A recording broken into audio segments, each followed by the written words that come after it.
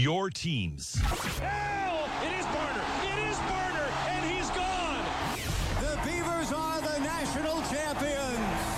Brandon, a three-pointer out front. Hit it! Yes, he did! His take. Here's what I think. Matt Bagley. Because of a horrendous decision at the end of that Saints-Vikings game yesterday, Drew Brees' legacy is locked in. He is a great quarterback with a lousy playoff resume. Talking local sports. Dan Marino, you remember, cannon for an arm, and he puts up great numbers, just like Brees, but for 15 years, Marino has no defense. Gets to a Super Bowl, it doesn't matter, no defense. Niners drill him, and he never gets back. Brees, he's Dan Marino. You need to view that play in slow-mo, instant replay, and get to the bottom of whether or not there was pass interference. They didn't do that. They screwed the Saints, and they broke Brees' legacy. Southern Oregon Sports Talk with Matt Bagley. Presented by Medford BMW on 96.1 580 The Game.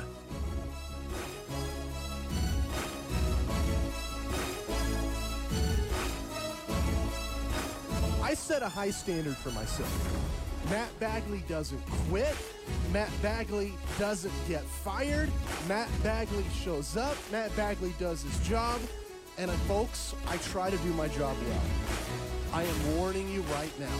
I will not judge you if you change. I will not judge you if you flip to another station. And you know I don't say that. You know I don't want that. I do my job well, but I have no faith that I can do my job well tonight.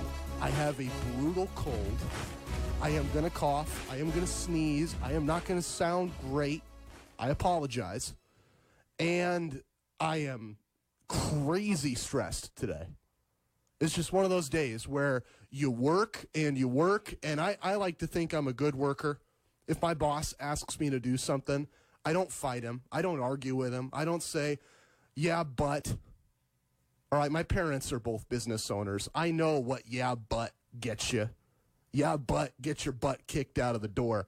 I don't do any of that. If my boss asks me to do something, I do it.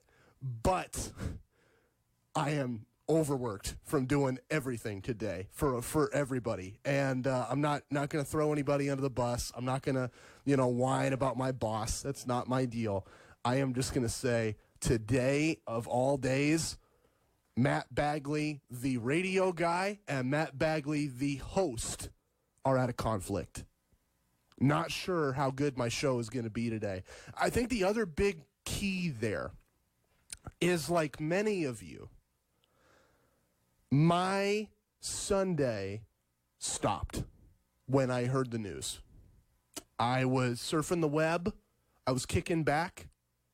Honestly, I was in bed. I had a box of Kleenex and a bunch of orange juice, and I'm sitting back watching war documentaries because that's how I get off in my spare time. I'm watching a documentary on the Italian and Austrian front in World War I, and I'm just enthralled. I was so cool. I was so just revving it up, enjoying it. And then one of my coworkers here texted me one word. Kobe. And that was that.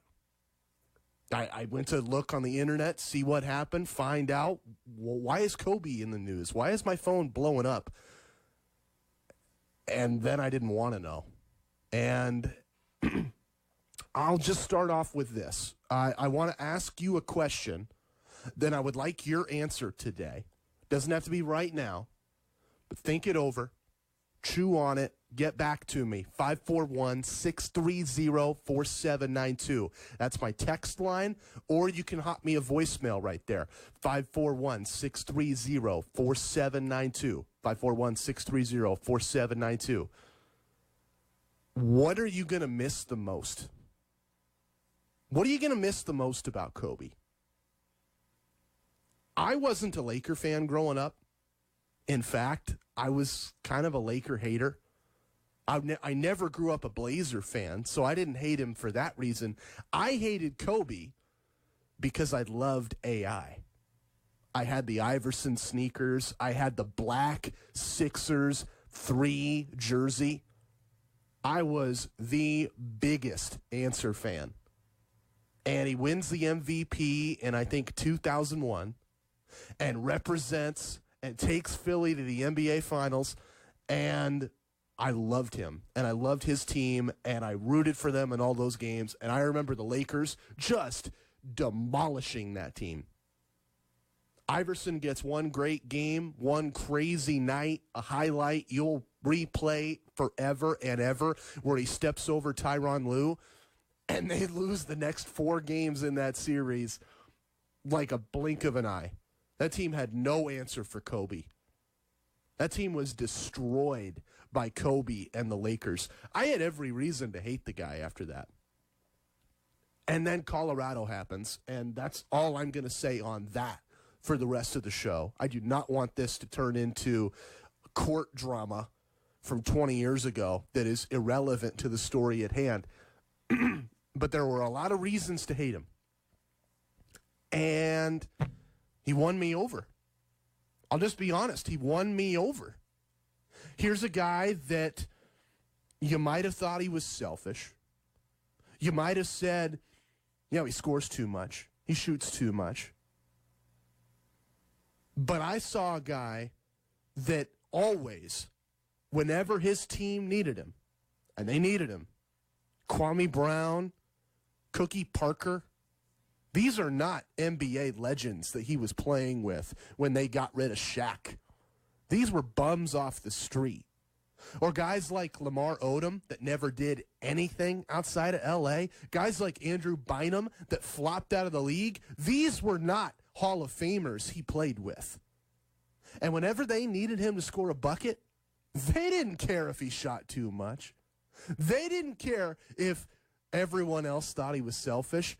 They asked Kobe to do something, and every time, relentlessly, he did it. And that's a word that I just keep coming back to since I heard the news. Relentless. What I am going to miss the most about Kobe, there are a lot of talented basketball players now.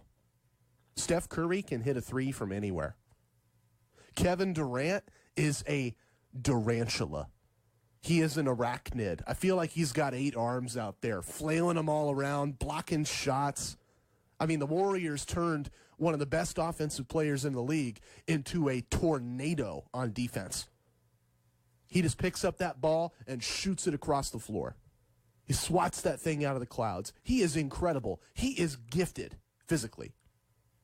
Those two guys are insanely talented. I would never call them relentless. I would never call them relentless.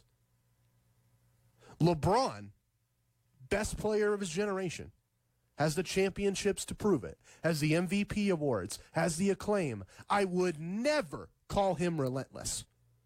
Gave up Game 6 of the finals when Dirk and the Mavs got it done. Gave up when it was too hot Game 1 in the finals in San Antonio. He's not relentless. But Kobe is only relentless. That's all he's ever been. It's all he's ever known. High school. Moves halfway across the world because his dad was an Italian basketball player. I mean, his dad was in the NBA. Then he wasn't good enough. Has to go to Italy. Kobe moves with him. Now, that's a language barrier. That's a culture barrier. Kobe conquers those mountains, learns Italian, plays soccer, relentless, moves back to the States. You got to make new friends. You got to make new acquaintances. You've got to fit in with a new basketball coach in a new system. That's a hurdle. But Kobe's relentless. He climbs it. Then he goes to the NBA, and you've got to learn the most daunting offense in professional basketball. An offense so terrifying that it's been said the only player who could ever run this was the greatest player who ever lived, Michael Jordan. And every other time it's ever been tried, it's never worked. Talking about the triangle. You can't do this. You can't run in this. Kobe found a way. Relentless. Then they trade Shaq. You can't win without Shaq. Kobe won championships. Relentless. His whole career. his whole life. And then when he retires, this is the best part. This is what I'm going to miss the most about Kobe. He retires, and the consensus opinion, go back, read what Bill Simmons wrote the day Kobe retired. Read what Sports Illustrated wrote. Read what ESPN.com wrote. All of the experts, all the great writers in America, they all said Kobe is going to struggle after basketball. Here's a guy that is obsessed with basketball, and he's going to retire, and he's going to leave. This is going to be a train wreck. We thought this guy would never have his life figured out without basketball. Like basketball was the anchor keeping his ship from crashing into rocks. And then the opposite happened. That relentless basketball player became a relentless husband, a relentless father, a relentless mentor. Just ask Sabrina Ionescu at Oregon. A relentless patron of women's basketball, a champion of youth basketball, and an icon for billions across the globe. You might miss an all-star game. You might miss an NBA Finals game. You might miss the ass-kicking that he gave China and Spain and everybody in the Beijing Olympics, rocking the red, white, and blue for Team USA. You might miss any or all of that. I am going to miss the relentlessness. And so today is not an easy day because that man is gone, and everything he stood for and the unique quality that he brought basketball in our lives, that's gone with it. I want to hear from you. What are you going to miss? Give me your biggest memory. Give me your best memory. What are you going to miss about the man who left us yesterday, Kobe Bryant? Let me know what you think. 541-630-4792. I'll be honest, I am fighting a cold. I am not going to sound great today. I am not going to have those sweet pipes that I aim for every day. I don't care. I got a 2-hour radio show. I'm going to make the most of it. Joey Mack, my guest at 4:30, talking Ducks. Plus, do I want to say this right now? I think there's an angle to what happened yesterday that Joey could enlighten us on. And I don't want to hit that too hard. I don't want to trap him with that. I think it might be an uncomfortable question. I'm going to ask him about it. We'll see if he's willing to talk about it, and we'll get into that. 4:30, Joey Mack, Ducks play-by-play guy. And I also want to talk a ton of Super Bowl tonight. Super Bowl 54. Who's going to win? Who's going to lose? How is it going to happen? And here's the question I poked at last week and just couldn't hit. I swung at, just couldn't make contact. I've kept this in the queue all weekend. If you are a Raider fan, who do you root for? If you're a Seahawk fan, who do you root for?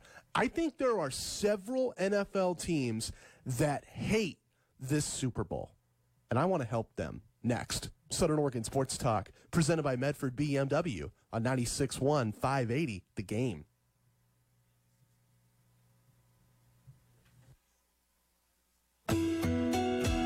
Have missing, hurting, or broken teeth? We are your solution to get the care you need comfortably. Whether you are putting off regular dental checkups and cleanings or extensive dental work you are needing that would improve your oral health and quality of life, don't sit back and suffer while your dental problems get worse. Premier Care Dental is kind, honest, and gentle, and we offer relaxing sedation dentistry to make getting the care you need comfortable and stress-free. Premier Care Dental works with most insurance companies, and if you don't have insurance, no problem. Premier Care Dental's in-house savings plan is designed to provide greater access to quality dental care at an affordable price.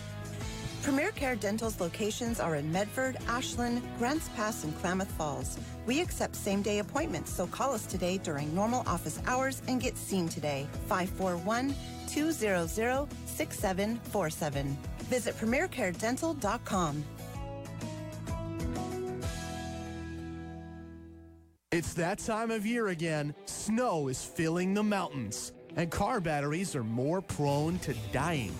That means it's the time of the year to take advantage of the winter specials going on at Interstate Batteries, offering free battery tests and free installations. If your car is having trouble getting started in the morning, it might be time to get that free battery test at Interstate Batteries, located in Central Point on North Pacific Highway next to Quality Tire. Don't go unprepared this winter. The last thing anyone wants is to be stranded in the cold. Interstate Batteries also offers Jumpstart cables and the most trusted brand in batteries since 1952, so you can have peace of mind while traveling during the wintry months. See why homes and businesses have trusted Interstate Batteries for all their battery and accessory needs for over 67 years. You can learn more at interstatebatteries.com or jumpstart your winter preparation by getting your free battery test at Interstate Batteries in Central Point on North Pacific Highway next to Quality Tire. Interstate Batteries, outrageously dependable. How much do you love Richard Sherman attacking agents, by the way? Oh, it's the best. All weekend. Richard Sherman hit all of his incentives that he negotiated into a contract himself. Whenever he negotiated his own contract, everybody who has an agent came out and said that Richard Sherman was a buffoon for negotiating his own deal. I'm happy for Richard Sherman. Knows his worth. It's worked out for him. I love a good vendetta revenge case. The Pat McAfee Show. 7 a.m. weekdays on The Game. Hope you enjoyed your meal. And I just want to say, he's lucky to have a brother like you. Lucky? Caring for my brother is far from easy. But he's a part of me, like my arms and legs, so I'll be his. No time for tired. Nothing can disable this love. He needs me, but I'm the lucky one, even though I need help now and then. If you're caring for a loved one, visit aarp.org/caregiving for care guides and community. Support for your strength. Brought to you by AARP and the Ad Council. Southern Oregon Sports Talk with Matt Bagley. Talking local sports. Weekdays 4 to 6 p.m. on 96.1 580 The Game. It's going to be one of those days, America. Southern Oregon Sports Talk presented by Medford BMW. My name is Matt Bagley. I have a cold today, and I am running back into my studio. Joey Mack, Ducks play-by-play guy, he's going to join me in 10 minutes right here. In the meantime, let's have a little fun. Let's brighten the mood after the opening segment where I talked to Kobe Bryant and asked you your favorite Kobe memory. 541-630-4792. Let's brighten the mood. Super Bowl 54. Who's going to win?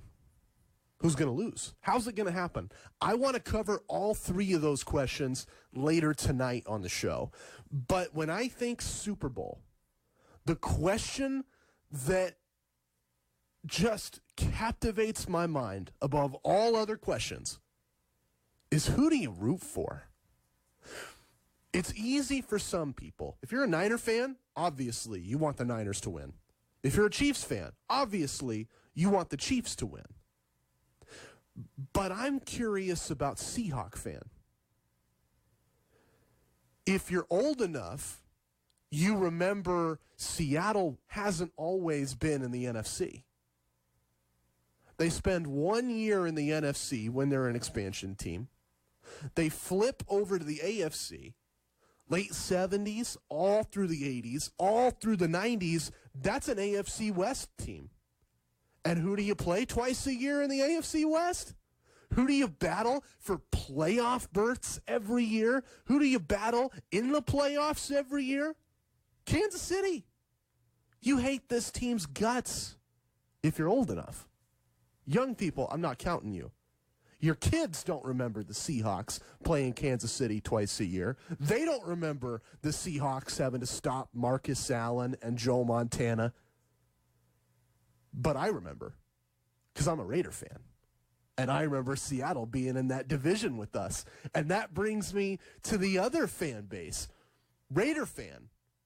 And you guys laugh because I don't talk about you enough on this show, because I don't want this to be Matt Bagley's Raider Homer Palooza for 2 hours a night.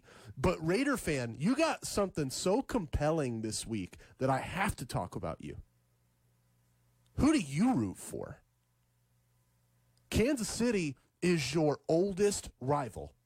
Denver was in the toilet in the 60s. They don't count. You beat up on them for 20 years. San Diego, oops. Carson, oops. L.A. now, I think that's where the Chargers play. It doesn't matter where they play. You've beaten them consistently for 60 years. Even when the Raiders are bad. Jamarcus Russell's Raiders beat them. Bruce Gradkowski's Raiders beat them. Tom Cable, lousy coach. Lousy position coach, lousy head coach. He blew that team out. You always beat the Chargers. Always. John Gruden gets blown out by the Jets this year. Sweeps the Chargers.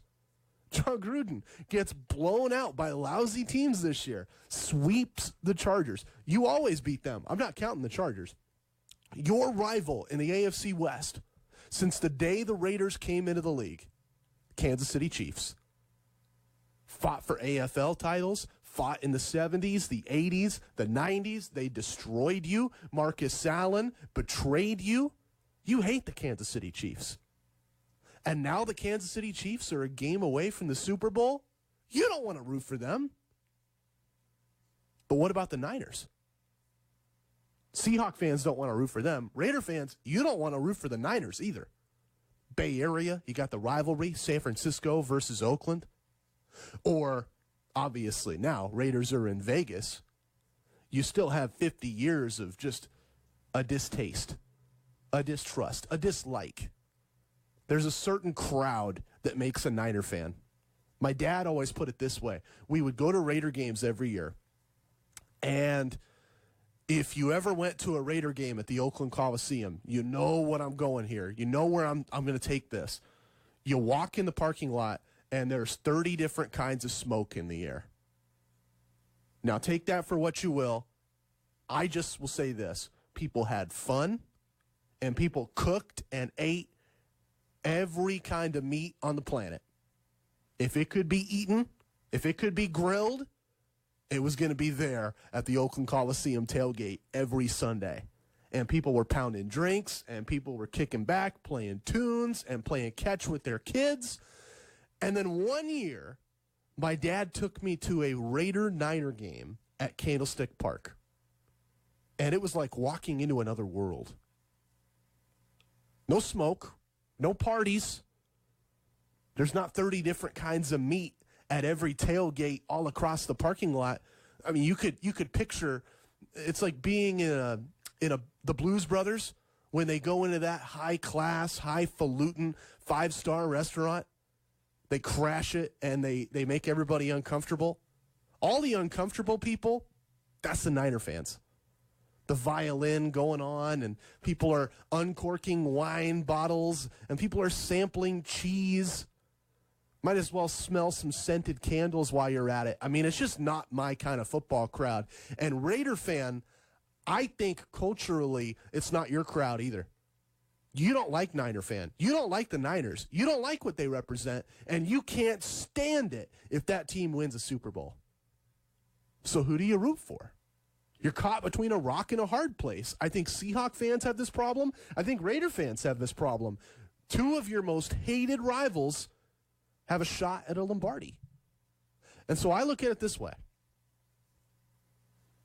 Either way, one of your hated rivals is going to win the Super Bowl. So root for this. Root for a compelling football game. Root for a fun Sunday. Forget about how miserable you're going to feel when Walrus Andy Reid lifts a Lombardi.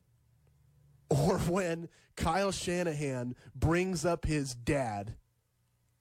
Yes, Fievel Mauskowitz himself is going to lift the Lombardi trophy with his son right beside him. Raider fan, I know you're sick to your stomach. Seahawk fan, I know you hate those burgundy and gold. You don't want them to lift a Lombardi. They got a shot at it. It's a coin flip, right? It's going to happen. Just root for a compelling game. Root for a fun game. And root for a crazy game.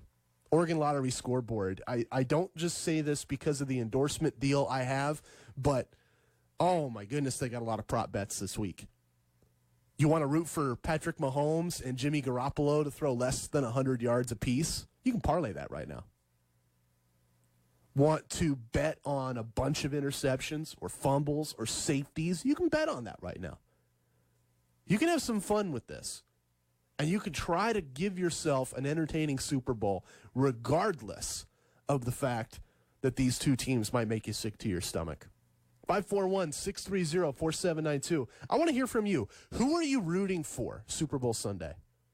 And if you're not a fan of the Niners and Chiefs, how did you come to that? How did you decide who to root for?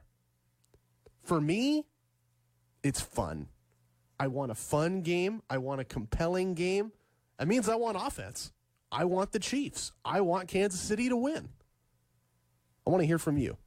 Who are you rooting for? Who makes this fun for you? 541-630-4792. I feel like I can ask that question to Joey Mack, Ducks play-by-play guy, but I got a lot of other questions to ask Joey as well. You've got the Oregon men's basketball team, which just swept the LA schools. Right now, Oregon's looking great. Oregon just did what they needed to do. Got the job done against the LA schools. Now you're solidly a top 15 team. You might even be a top 10 team at the end of the week.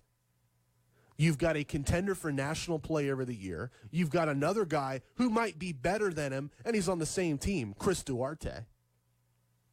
You got a lot of good things on that Oregon team. And then you factor in the rivalry games coming up, and then you look over to the women's side, and they just took care of their rivalry games. Sabrina, Kelly Graves, Ruthie Hebard dominating down low. That team was fun yesterday.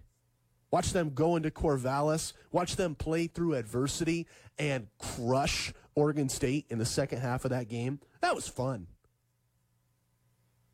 There's a lot to talk about with Oregon basketball, but that's not all. There was an angle to what happened yesterday, and I will just say this right now. There were 9 people on that helicopter. There was Kobe, there was his daughter, and then there were John Altobelli and his family, and a lot of parents and other players. And I go back to that name, John Altobelli. Here is a guy with a lot of local ties. He coached several Medford Rogues when they played college ball. And his son was a Rogue, later the coach of the Portland Pickles, and also a Duck. And so I feel like it's easy to forget these names, but the Altobelli family today is reeling. And that is a Duck family. And I just want to ask Joey Mack about that, on if he's reached out to J.J. Altobelli, the son of John Altobelli, who passed away in that helicopter crash, and whether or not he ever talked to John Altobelli, and whether he can shine a light on the impact, the kind of person that John Altobelli was. Because I've heard things. I've heard great stories, but I haven't experienced the stories myself. I want to experience that today. I'm going to try to experience that. And I also want to talk about the Super Bowl and about the Ducks and about everything going on in the world of sports. He's one of my favorite guests. He is the play-by-play guy for the Oregon men's basketball team, the host of Duck Insider. He's Joey Mack, and he joins me in a couple of minutes right here. Southern Oregon Sports Talk, presented by Medford BMW on 96.1 580 The Game. Jim Rome's got opinions. Let me start right here by addressing the Saints fans. I feel for you. For the last 3 years, you've either been jammed by the referees or had your heart ripped out by an opponent. And in the case of the Vikings, both of those things happened. The Saints can blame the refs all they want, but if they look in the mirror and they own it, they'll know the Vikings did not get their best shot. And more than anything else, that's why they lost, not because the refs did them. Weekdays, 9 a.m. to noon on 96.1 580 The Game. I'm Paul George of the Indiana Pacers.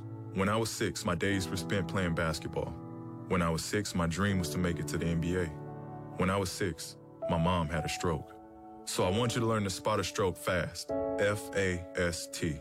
F, face drooping. A, arm weakness. S, speech difficulty. T, time to call 911. I'm Paul George. Spot a stroke fast. Visit strokeassociation.org. Brought to you by the American Stroke Association and the Ad Council. This is The Herd with Colin Cowherd. I said for years when Garoppolo was backing up Tom Brady, I said, go get him. What do you need to see? Jimmy Garoppolo had gone to the University of Bill Belichick, and then he got his master's at UC Kyle Shanahan. You really didn't know, but you kind of did know. That's why you write the check. He absolutely earned it. Colin Cowherd. Being great is really important. Weekdays at noon on The Game. When I was little, I didn't talk for a long time. I was sensitive to lights and sounds, so I built secret hiding places where they couldn't get in. Sometimes I did the same things over and over, until one day I found out I had autism. My family got me help. Slowly, I learned how to live with it better. Early intervention can make a lifetime of difference. Learn the signs at autismspeaks.org/signs. Brought to you by Autism Speaks and the Ad Council. Drive home with Zach Gelb. But when you look at that Kansas City team, they're the most fascinating team to me remaining, because this year they are really set up to go to the Super Bowl and win the Super Bowl. And early on in the season, we would not have been saying that about Kansas City. But since week 11, Kansas City, in a statistical standpoint, has had the #1 ranked defense. Weeknights at 6 on 96.1 580 The Game. Dear John, I'm leaving. Uncontrolled high blood pressure is serious, and I can quit whenever I want. Why can't we get back to when you checked on me? I don't want to leave. But remember, when I quit, you quit. Sincerely, your heart. Listen to your heart. Don't let it quit on you. High blood pressure can lead to a stroke, heart attack, or death. Get yours to a healthy range today. Find out how at heart.org/blood pressure. A message from the American Heart Association, the American Stroke Association, and the Ad Council. Southern Oregon Sports Talk with Matt Bagley. Talking local sports. Weekdays 4 to 6 p.m. on 96.1 580 The Game.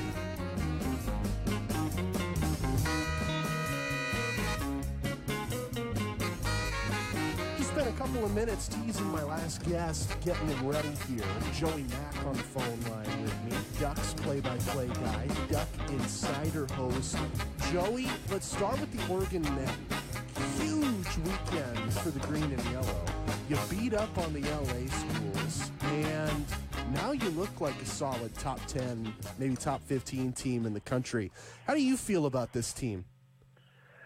Well, I think right now they certainly do look like a potential top 10 team. You know, they've got the blip, which is losing to Washington State, but I do kind of think that was a wake-up call for this team. You know, Shakur Houston and I talked about the fact that the Ducks actually had a little team meeting. Just the players had the team meeting. And, you know, you hear about those stories over the years, and sometimes you hear about the ones that are really successful, and then you tend to not really hear about the team meetings that don't lead to a bunch of success. So it was good for the Ducks that clearly this team meeting before the Washington game and after the Washington State loss, it resonated with the Oregon team. So I think that was a little bit of a wake-up call and a turning point defensively. You know, Peyton Pritchard said that he and Will Richardson, the rest of the guards, had a conversation after the Washington State loss, and it was basically, look, we got to do a better job of pressuring the ball. And the Ducks have done that the last 3 games, and it's been why they've been winning.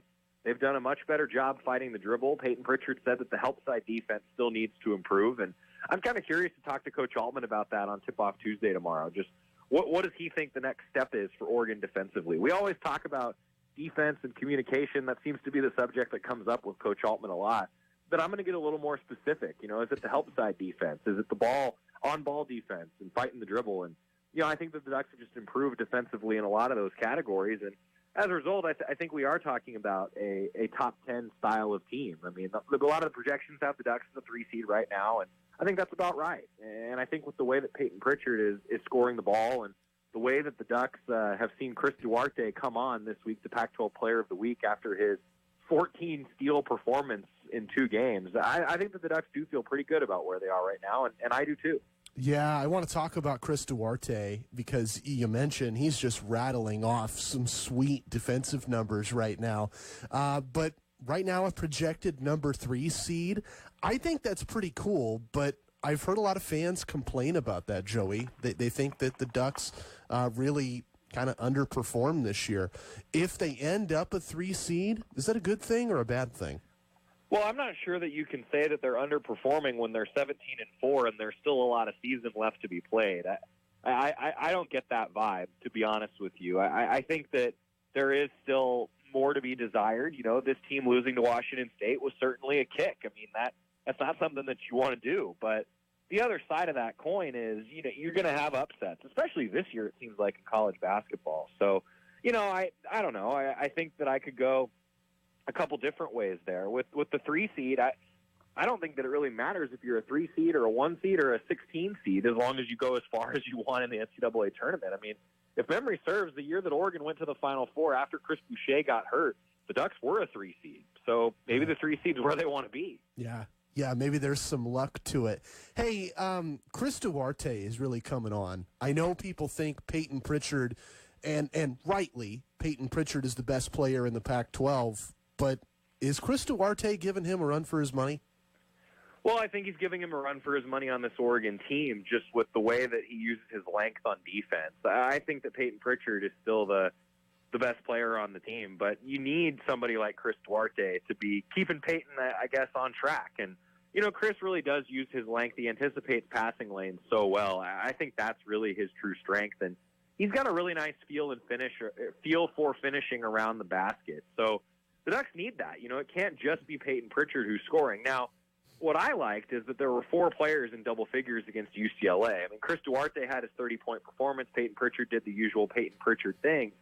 But Chris Duarte doing what he did, along with Will Richardson scoring 16 points and along with Shakur Juiston scoring 11 points, I think that's what the Ducks need. You know, against USC, Peyton Pritchard and Chris Duarte scored 37 of Oregon's 47 points that were scored after halftime. I think that the Ducks would like to see a little bit more balance there. Now, every now and then, you're going to need a guy to just take over, and Peyton Pritchard's done that. Chris Duarte's done that. But I think consistently, the Ducks probably want more depth in the scoring categories.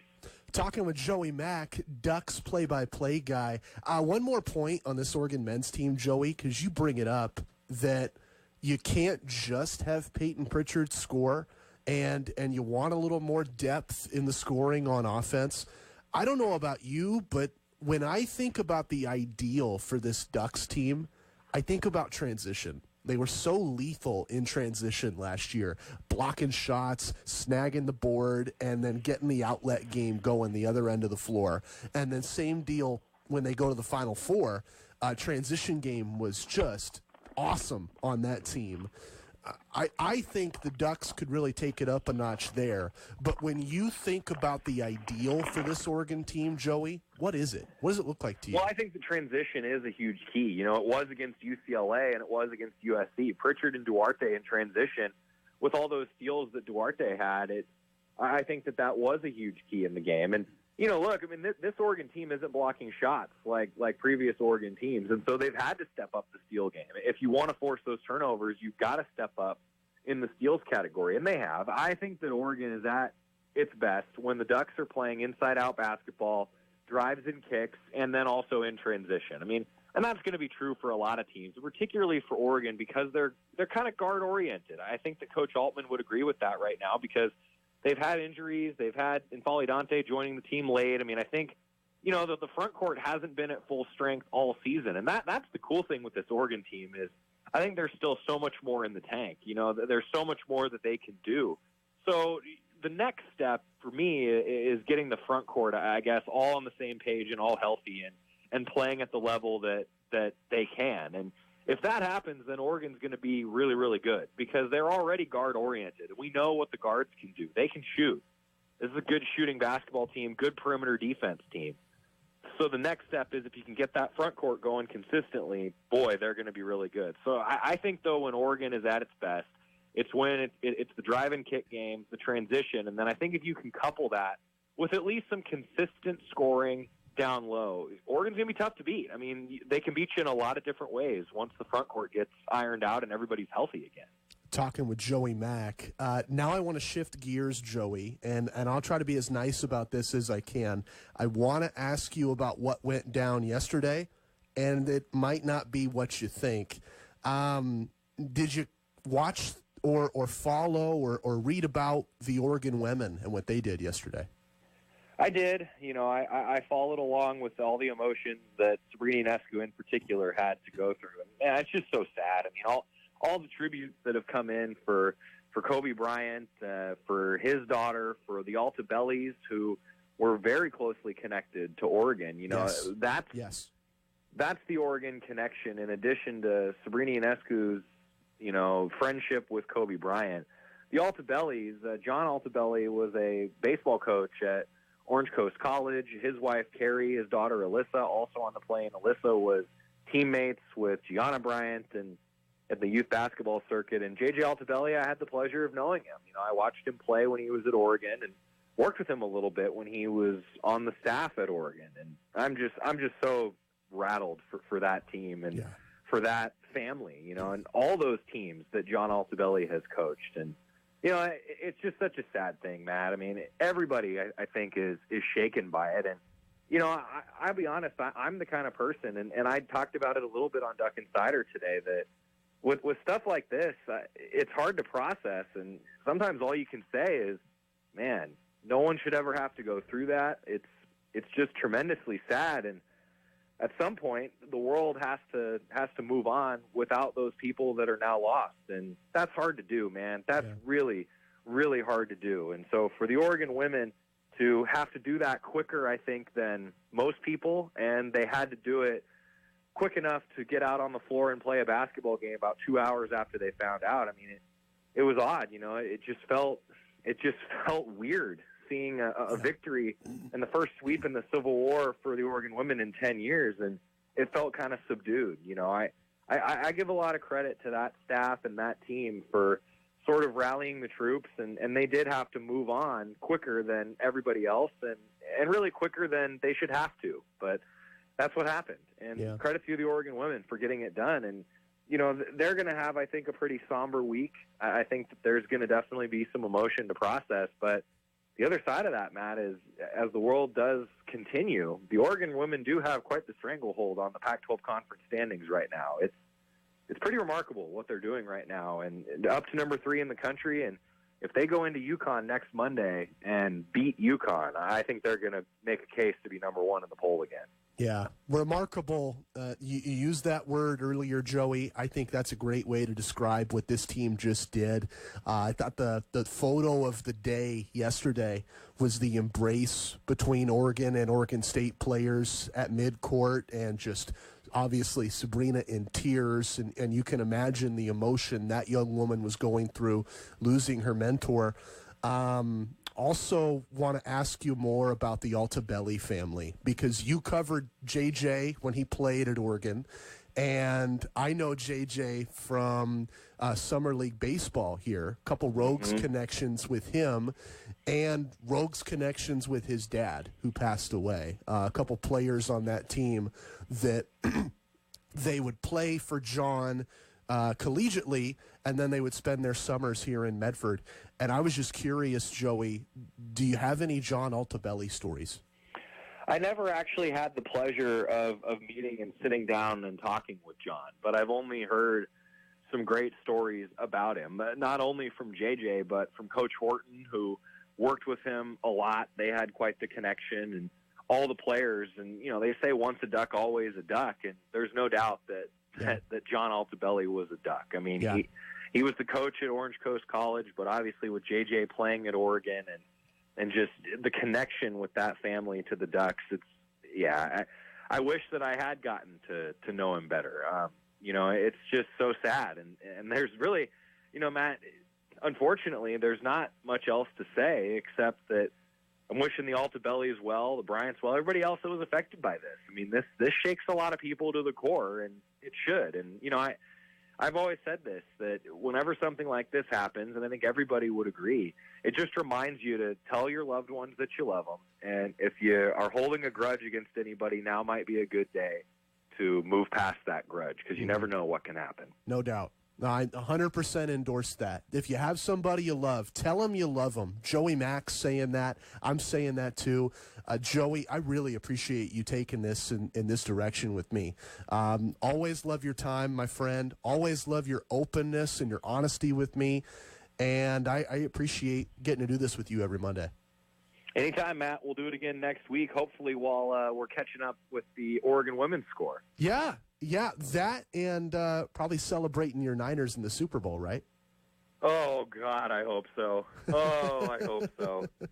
It's that's going to be a fun one. You know, it's funny that you bring that up because I'll be getting back into town from the Bay Area Saturday evening with Oregon basketball. Okay. And I'm already starting to think, like, you know, it's been a while since I've had to actually watch the Super Bowl and, like, be, you know, super into the game.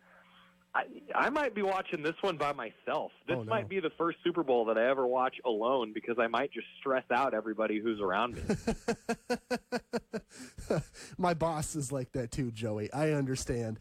Joey Mack, tortured Niner fan, hoping for a quiet place to watch the game on Sunday. Also, voice of the Ducks and the host of Duck Insider. Check him out right here tomorrow, 3 o'clock, and follow the Ducks on our sister station, News Media 880. Joey, as always, love having you on. Appreciate your time. Let's do this again. Anytime, Matt. Give me a call anytime. All right. That's Joey Mack, Ducks everything. Let's wrap up hour one next. I asked you at the start of the show for your favorite Kobe memory. Now I want to ask you another question about one of the greatest players of all time. Will we ever see another guy like him? That's for you.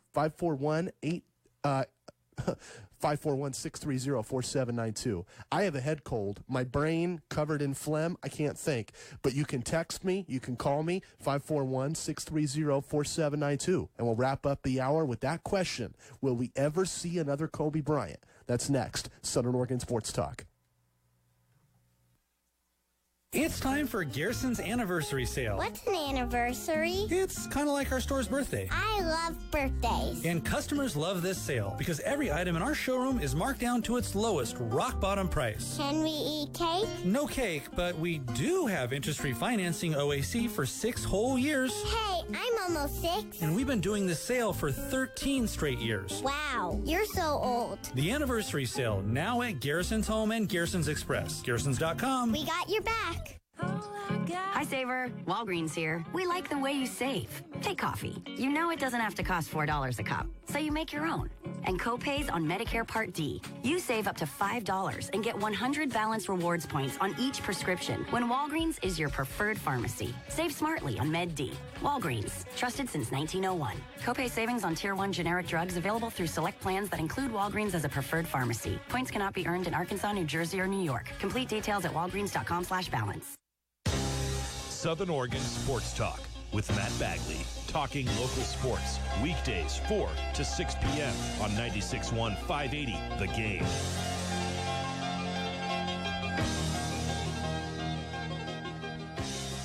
(541-630-4792). That's how you can text me. That's how you can voicemail me. That's how you can reach me.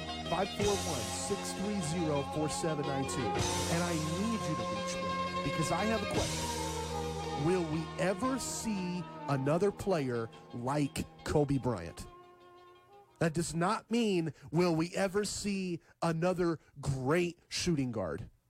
We see a bunch of those guys. Dwayne Wade, LeBron. We see a lot of great shooting guards in the league. Donovan Mitchell is carrying that torch right now. Damian Lillard does a really good job at that right now. We see a lot of those guys. But will we ever see someone that has that ability, like a Dame, like a Dwayne Wade, like a Donovan Mitchell, but also has a fire? The word I used in my opening segment tonight was relentless. Will we ever see someone that has all those physical gifts and is just as relentless mentally and emotionally as Kobe Bryant? Will we ever see another Kobe Bryant? 541-630-4792. I don't think we will. Or if we do, it's not going to be for a long time. Those guys are special. And it's not just basketball. I think about my own career. In radio, let's look at play-by-play. What I did Friday night covering North Medford girls basketball in Eugene, or what I'm going to do tomorrow, South Medford boys going to Roseburg tomorrow night. There are a lot of guys that grow up and girls that grow up. Emma Tiedemann, great example. Used to work with her. Great broadcaster, doing great things covering Division I hoops right now. Emma knew what she wanted to be at 5 years old. I knew what I wanted to be at 5 years old. We both wanted to be broadcasters. We want to, we watch Al Michaels on TV, or we hear Vince Scully call Dodger games on the radio, and we know right then that's what we want to do. For the rest of our lives, that's what we want to do. A lot of broadcasters know they want to be broadcasters at 5 years old. But very few broadcasters put the work in. Very few broadcasters craft and hone and refine their talent from 5 years to 6 years to 7 years to 8 years to 9 years. I started at 18. I was in college radio, and I knew that I had a good thing going because I started doing something for fun. My major was not this. I was just doing this on the side to meet girls. And even when I wasn't meeting girls, and even when I realized, hey, there's no girls at the college radio station, this is not a cool thing that I'm doing, this is a really geeky thing that I'm doing, I still loved it. I couldn't put it down. I couldn't stop doing it. And I did it more and more and more and got way invested in it. That's when I knew this is something I should pursue. But most people don't have that gene. They're not relentless. They're not inspired. They're not impassioned. In radio, in basketball, in anything. That's why I don't think we're going to see another Kobe Bryant. And if we do, it's going to be an outlier. It's going to be somebody 50 years from now, and we just never saw it coming. Because there's a lot of talented basketball players out there. There's a lot of people that grow up wanting to be basketball players. But it takes a special kind of person to embrace all the sacrifice and all the grind and toil that goes into that. And that's what Kobe did night after night, every day in his life. I want to hear from you. 541-630-4792. Radio is funny that way. There's a lot of personality out there. There's a lot of people that they want to do this, and then you sit down and you talk to them and you tell them, hey, it's not as glamorous as it looks, right? There's a lot of people that want to be Kobe Bryant, and then you tell them, hey, the paparazzi are going to be on you, and fans are going to mock you relentlessly, and everyone's going to have an opinion on whether or not you suck. People don't want to sign up for that part. The glamour, the fame, they love that. Everything that comes with it, no. Radio, same way.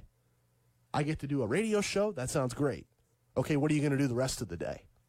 Not so great, not so fun. That's why we're not going to see another Kobe. I want to hear from you. 541-630-4792. Next hour, Super Bowl. Who wins, who loses, and why? Plus, NFL draft. I think those of you who are obsessed with football, who went a crazy route last weekend and watched the Senior Bowl, learned something about who's going to be first overall. What is that? I'll share it next, right here.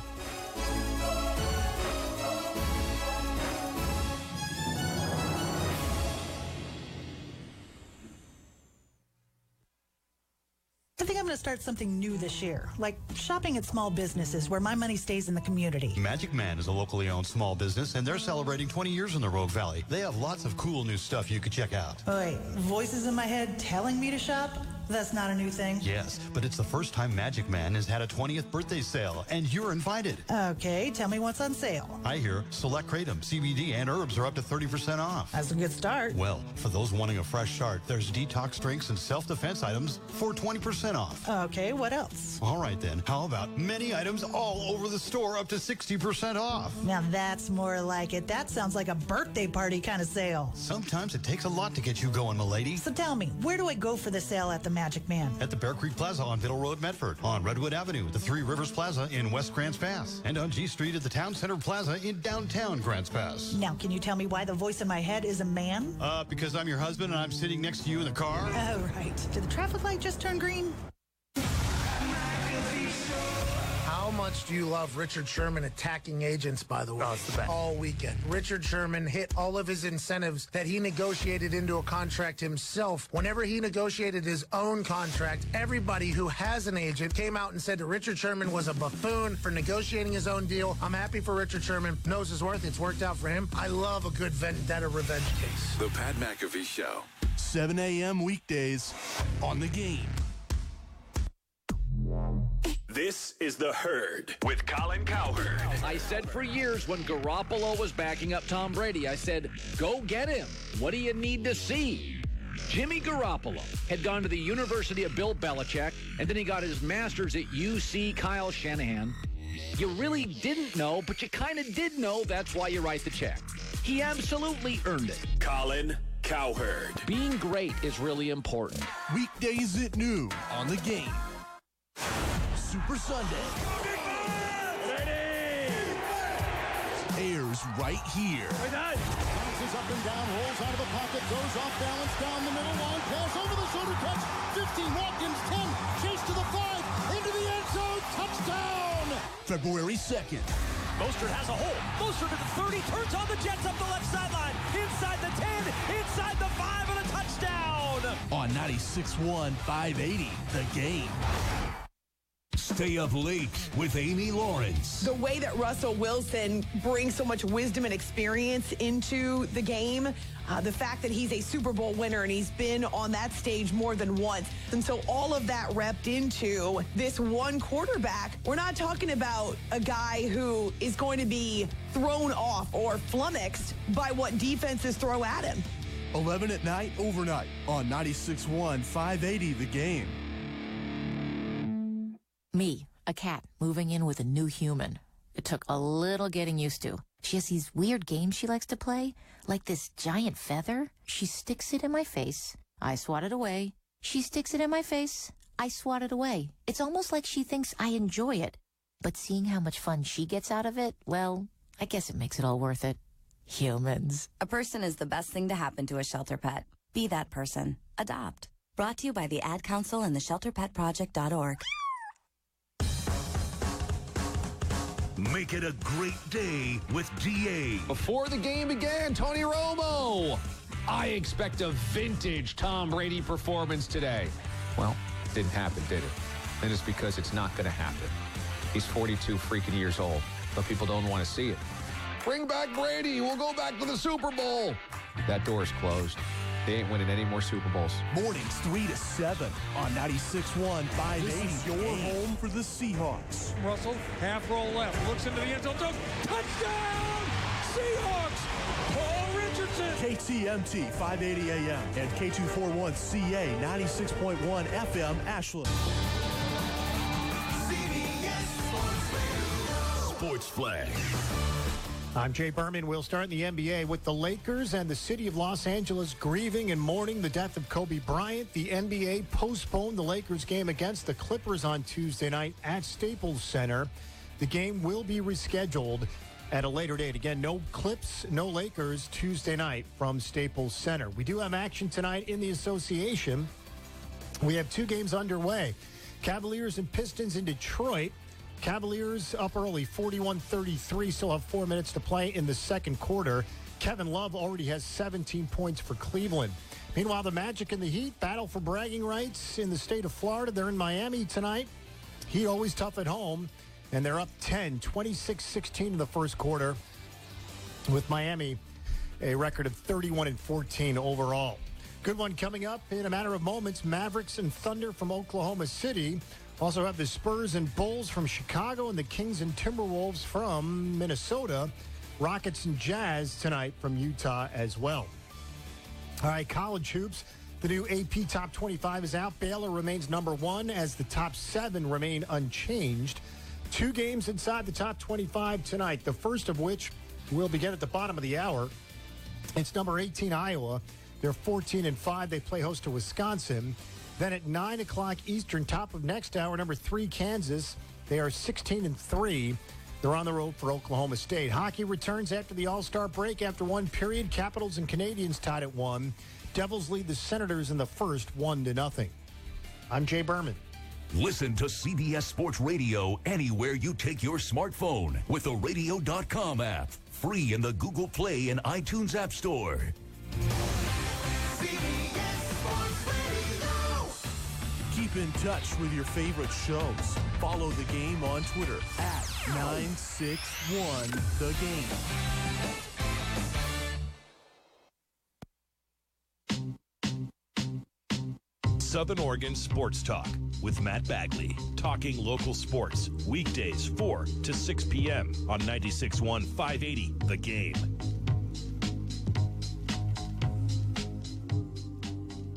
I need a tea endorsement. Like, I used to always scratch my head because we didn't have a ton of advertisers here.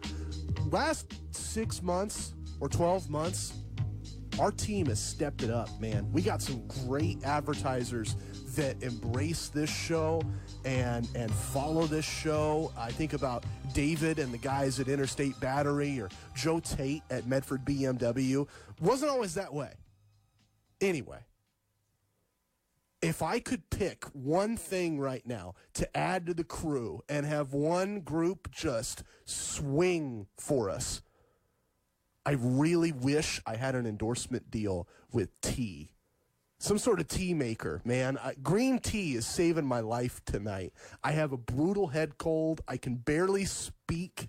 My throat is like a record player. It's so scratched. And yet I have 2 hours on the radio.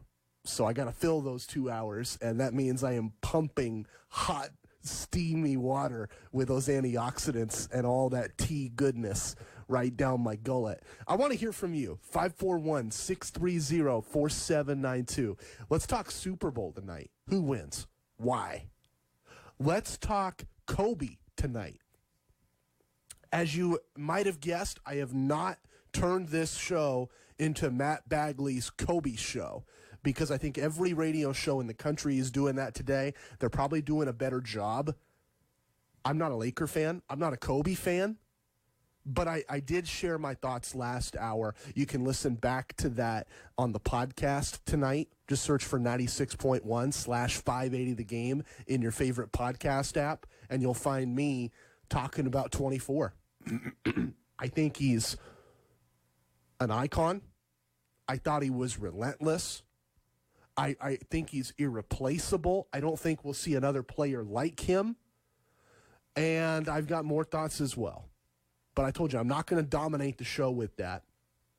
I also want to talk Senior Bowl, because I predicted something and it came to fruition. And I want to talk about that. When I get something wrong, I tell you about it. When I get something right, I like to goad. I like to brag. And I'm going to brag because I said Justin Herbert, even if he's not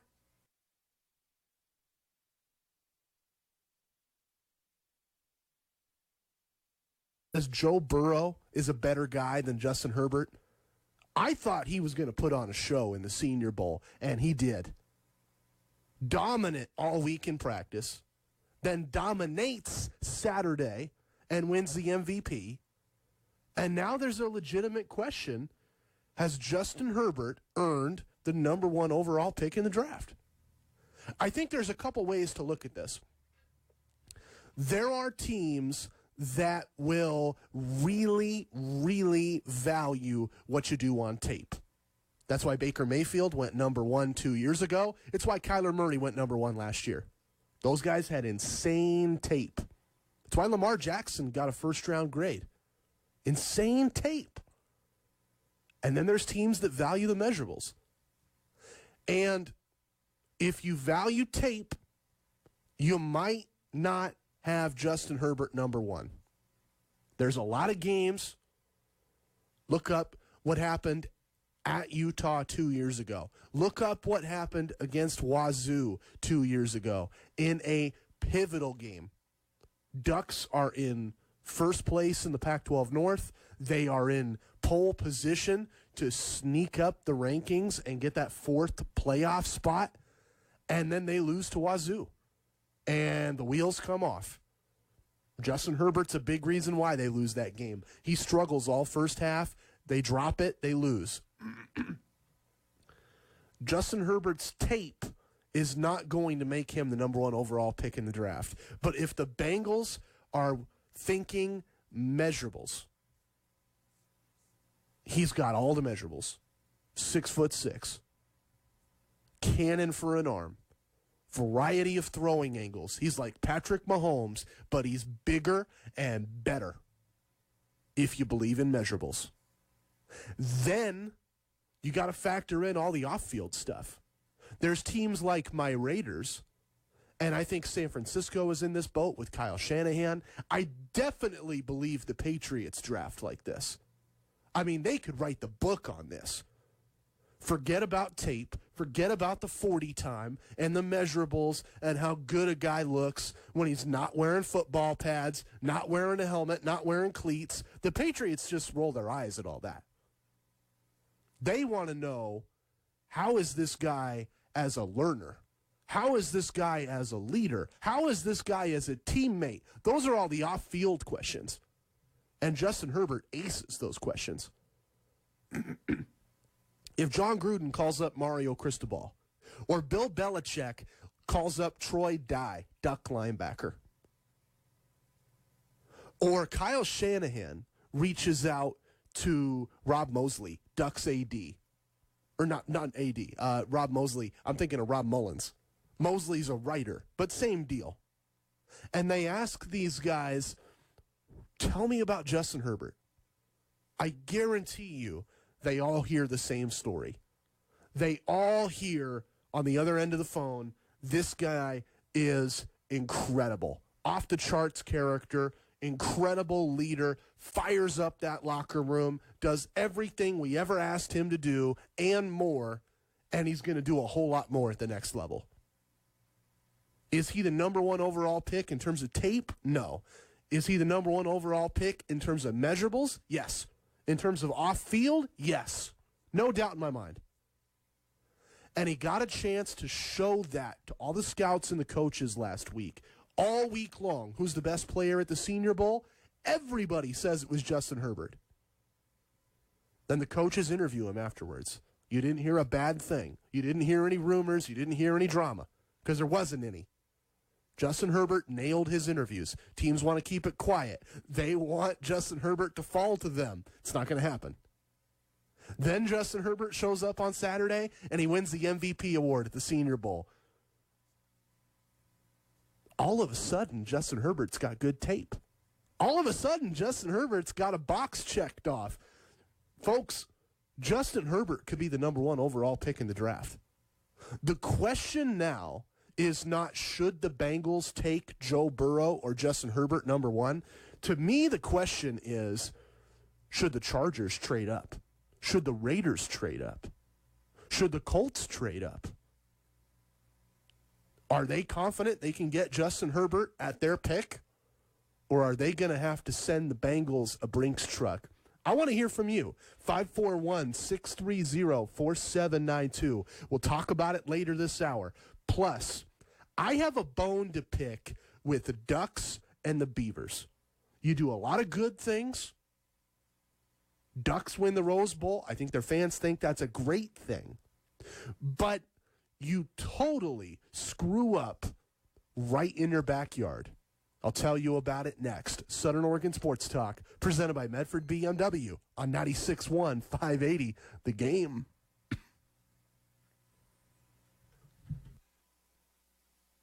The Cinderella story. The 40-foot snake on the final hole. The dagger. Just when you think sports can't get any more exciting, along comes Oregon Lottery Scoreboard. Now wager on pro sports right from your smartphone. Scoreboard's live betting option lets you in on the action during the game. Who'll hit the first shot, score the next touchdown, or lead at the half. Scoreboard with in-game wagering. Lottery games are based on chance and should be played for entertainment only, not investment purposes. It's that time of year again. Snow is filling the mountains, and car batteries are more prone to dying. That means it's the time of the year to take advantage of the winter specials going on at Interstate Batteries, offering free battery tests and free installations. If your car is having trouble getting started in the morning, it might be time to get that free battery test at Interstate Batteries, located in Central Point on North Pacific Highway next to Quality Tire. Don't go unprepared this winter. The last thing anyone wants is to be stranded in the cold. Interstate Batteries also offers Jumpstart cables and the most trusted brand in batteries since 1952, so you can have peace of mind while traveling during the wintry months. See why homes and businesses have trusted Interstate Batteries for all their battery and accessory needs for over 67 years. You can learn more at interstatebatteries.com or jumpstart your winter preparation by getting your free battery test at Interstate Batteries in Central Point on North Pacific Highway next to Quality Tire. Interstate Batteries, outrageously dependable. Super Sunday airs right here. Bounces up and down, rolls out of the pocket, throws off balance down the middle, long pass over the shoulder catch. 15, Watkins 10, chase to the 5, into the end zone, touchdown! February 2nd. Mostert has a hole. Mostert at the 30, turns on the Jets up the left sideline. Inside the 10, inside the 5, and a touchdown! On 96.1 580, The Game. What are all the things you witness online in a day? Cats playing piano, selfies on your feed, your friend's picture being turned into a nasty meme that's been shared 50 times, 51, 52. When someone's being bullied online, it's hard to know what to do. Now you can speak up with the witness emoji. It looks like an eye in a speech bubble, and it's in the symbol section near the clocks in your phone. You'll let the world know it isn't cool, and you'll let your friend know you care. Learn more at eyewitnessbullying.org. Brought to you by the Ad Council.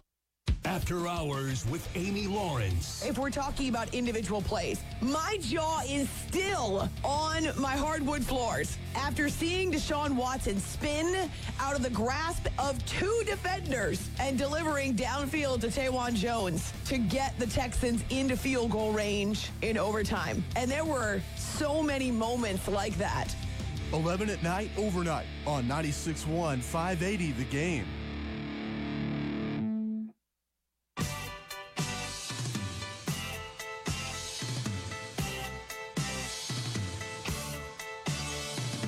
Southern Oregon Sports Talk with Matt Bagley. Talking local sports. Weekdays 4 to 6 p.m. on 96.1 580 The Game. I am disgusting tonight. Head cold for Matt Bagley, and it's at that stage where if you open up my head, it's like a fire hydrant ready to spew out. I shouldn't have said that on the radio, by the way. That is disgusting radio. I know you're tuning out. 541-630-4792. I've got a bone to pick with Duck football. Same for the Beavs. I mean, they have less of an excuse than Oregon does. I want to get to that in a couple of minutes. Also want your reaction to the weekend in Pac-12 basketball. Ducks make a statement. Beavs, maybe they make another kind of statement, a lesson about anybody like this certain guy on the radio who 3 months ago said Oregon State is a dark horse to win the Pac-12 title. All of a sudden, this guy and anybody that thought like this guy has learned a very, very painful lesson about that team. I want to talk about that tonight, but I want your reaction as well. 541-630-4792. And I want your philosophy when it comes to Super Bowl 54. These are 2 really good teams. And I've got Niner fans in my building that I tried to tell them, hey, Kansas City has a great offense. They got Patrick Mahomes, and Mahomes has weapons. It's not like Russell Wilson and the Seahawks. Russell is handing the ball off to a third-string running back and receivers that can't catch, and he's got a coordinator drawing up plays who gets out-schemed by toddlers, right? My nephew playing Madden can draw up better plays than Brian Schottenheimer. The Chiefs are a whole nother level. Mahomes to Tyreek Hill, fastest guy in the game. Mecole Hardman, second fastest guy in the game. And, oh, who's that guy in the middle? Oh, that's just the best tight end in football.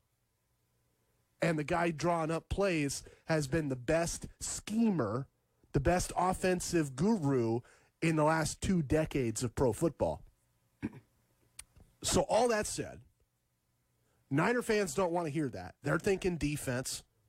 You got the Defensive Rookie of the Year. You've got a legend shutdown corner. And you've got a pretty deep squad in between all of them. How do you see this game? Offense or defense? Which side is going to get it done? 541-630-4792. I've already let my allegiances lie. I think the Chiefs win, and I have consistently rang that bell for weeks now. I think the Chiefs are your Super Bowl favorite. I just feel like in 2020, the way the game has shifted, you want a quarterback that can make every throw. They have it. You want receivers that can run every route. They have that. You want a coordinator or a play caller or a leader running your team that is aggressive. And Andy Reid, for all of his flaws, chokes in the playoff year after year. And then he gets rid of Alex Smith, and he gives the job to an unknown kid who was not the best quarterback in his draft class. The Bears took Trubisky, and the Texans took Watson, and the Chiefs take Patrick Mahomes. And a guy that, he runs an air raid offense he was not thought that highly of. And Andy Reid gives him a shot. That was aggressive. That was risky. I feel like this Chiefs team checks off every box. I think this Chiefs team is your Super Bowl winner. I want to hear from you. What's your philosophy behind your pick? And if you don't have a pick yet, what are you rooting for? Who are you rooting for? Let me know. 541-630-4792. That question is a lot tougher for me to answer because I'm a Raider fan, so I hate the Kansas City Chiefs.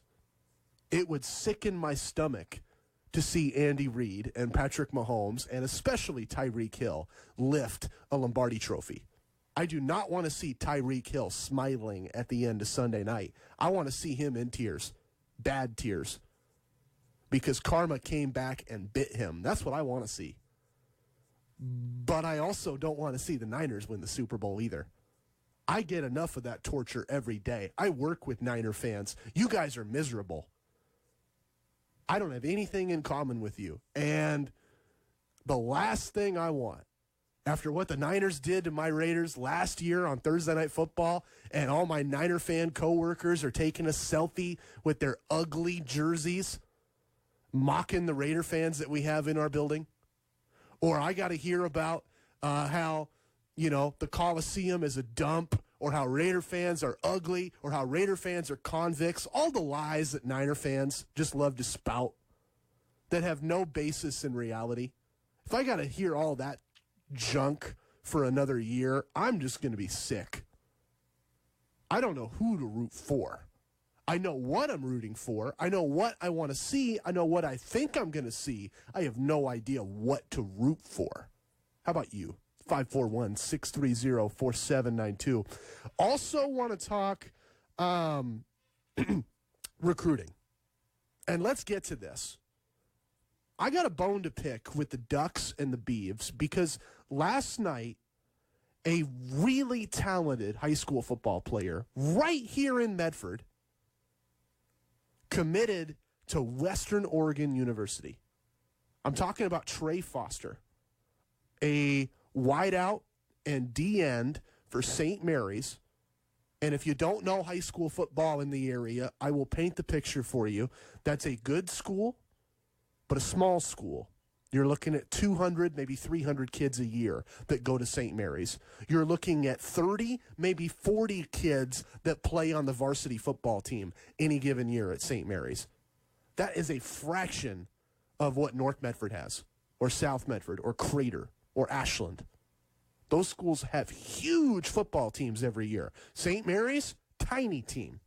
And their opponents are tiny. And it would be easy to overlook a kid like Trey Foster and just say, well, he plays at a small school. That's why he's going to Western Oregon. But this isn't your average small school football player. This is a kid that has freakish athleticism, dominant on the basketball court, just like he is on the football field. Crazy athlete. And this is a kid that visited Oregon State on his own time, shook hands and took a selfie with Jonathan Smith. Same deal for the Ducks. Visits the Oregon football facility. Obviously, grows up in Southern Oregon, grows up in their backyard. All the Ducks have to do is give this kid any attention, and he wants to be a Duck. Same for Jonathan Smith and the Beavs. Just pay him any attention, and he's going to wear orange and black next fall. And these guys get so caught up in the recruiting battles elsewhere. Get the diva 4-star quarterback out of California, or get the big lineman out of Texas, that they overlook a kid right in their backyard. How do you do that? I think back to what Jonathan Smith did 2 years ago. I said this at the time. He could have made a statement. Had the Beaver job for a week. Had the press conference on like Thursday. And then the state championship game is Saturday.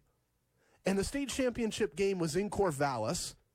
And Jonathan Smith has a golden opportunity, visit the state championship game, watch warm-ups, and then reach out to Jalen Parnell, who was a linebacker in that game. A South Medford kid and the best player in the conference and one of, if not the best defenders in the whole state that year. Golden opportunity for Jonathan Smith. And he watches warm-ups and he watches the state title game. And I can't say whether or not there was any communication there. I'm speaking out of my butt if I do that. But I'll just play the guessing game with you. If Jonathan Smith had paid that kid any attention, what happened next would never have happened. Jalen Parnell goes to Western Oregon. And he lights it up at Western Oregon. But I will believe till the day I die that he should have been a Beaver. Jonathan Smith saw it differently. And I'm afraid that I'm feeling the same thing right now with Trey Foster. I can't speak to whether there was any communication there. That is not my game. I am not Adam Schefter. I am not blowing up these kids' cell phones asking for scoops. I am not bothering their parents. I am not bugging their coaches. That is not my life. I want to do my radio show. I want to do my job and let them do their job. But obviously, what happened would not have happened if Jonathan Smith paid attention to Trey Foster or Mario Cristobal paid attention to Trey Foster. And for the next 4 years, they're going to regret it every Saturday. This kid can play, and he can play at that level. They don't see that, and now he's going to kick butt elsewhere. I want to hear from you. 541-630-4792. A great young man has committed to play for Western Oregon, Division II, Western Oregon in Monmouth. A great local talent who could have played D1 is going to play at Western Oregon instead. What's he going to do? How many tackles is he going to rack up? And are they going to regret Oregon State, Oregon? Are these schools going to regret not looking at him more seriously? I think so. But I want to hear from you. 541-630-4792. One last thing this segment, and then we'll get to some neat prop bets. We'll get into another Kobe question and some more Super Bowl talk. When I had Joey Mack on the show last hour, and if you missed it, you can hear it back on the podcast. Just search 96.1/580 The Game in your favorite podcast app. Joey Mack joined me last hour, and we talked about what might be the biggest takeaway from yesterday. An image that should be on the front page of every paper in the state, because I think it's the kind of picture that tells 1,000 words. The Oregon State women's basketball team at center court, Gill Coliseum in Corvallis, arm to arm with the Oregon basketball team. And they're going to play the Civil War. These are arch rivals. They hate each other. They fight each other year-round. They work and practice with the goal of beating the other team. And at that moment, they pray, and they hug, and they cry together. I thought that was the biggest takeaway from yesterday, because that's how much Kobe Bryant meant to those players. My heart goes out for those players. I've interviewed Kelly Graves, the Ducks women's basketball coach, on the podcast that I do with Justin Hopkins from ScoopDuck.com. Kelly is a great interview. Probably my favorite person that I've talked to. Because I've talked to a lot of people on that pod. They're characters. They're playing a part. Or they have a style. They have a rhythm, a mechanism to how they do things. Kelly doesn't have that. He's just real. When he's friendly with you, when he's positive with you, that's just who he is, 24/7, 365. He's not playing an act. I feel for him. I feel for Sabrina, his star, and I feel for that team. Just how tight they were with Kobe. And Oregon State, same deal. I mean, they grew up loving Kobe Bryant. Everybody in my generation, if you're older than 25, 30, you might not get this. MJ was your guy. But I was 8 years old when Jordan went to the Wizards. That Jordan wasn't my guy. That Jordan, yeah, it was cool for a day, for a week maybe. You weren't wearing the Wizards jerseys. You weren't watching Wizards highlights on SportsCenter the next day. You didn't care. He was an old man on a bad team, putting up numbers and losing every night. Kobe Bryant, he was cool. Kobe Bryant, he was winning championships, winning MVP awards, winning finals MVPs. He was good, his team was good, and he was loved. And he became an icon for everybody under 30 who watches basketball. He was the most relentless competitor we ever saw. I want to hear from you, 541-630-4792. And he was a relentless mentor. And I mentioned this at the start of the show. I grew up hating the Lakers. I have an uncle that is a diehard Laker fan. I have family that are Laker fans. I find them insufferable. I thought the jerseys are ugly. I thought the fans are shallow. I thought the teams were vapid. They didn't draft anybody good. They just go out and sign them like they got Shaq or trade for Dwight Howard. Anytime you have a hole, you just plug it with a trade. Anytime something doesn't go your way, you just whine and moan. That was Laker fandom to me. I did not like Kobe Bryant. I did not root for Kobe Bryant. But he was relentless on the court, and when he retired, became a relentless father, a relentless mentor, and a patron for women's basketball and youth basketball that I had to respect. 541-630-4792. My question for you, I'll wrap up this segment right here, and then we'll get it into a couple other topics for you. There were a lot of tributes last night to a relentless icon of the game of basketball. What was the coolest? What stood out to you? The Blazers, the Rockets, the Raptors, the Spurs? What stood out to you last night? What tribute caught your eye? I've got thoughts. I'll share them, but I want yours too. Text me, 541-630-4792, and I'll get you my thoughts next, right here. Southern Oregon Sports Talk, presented by Medford BMW on 96.1, 580, The Game. Do you have knee pain, an ankle injury, or chronic back pain? At the BioSkin store in downtown Medford, we carry a wide assortment of braces and other quality products for knee pain, back pain, foot and ankle injuries, and many other conditions.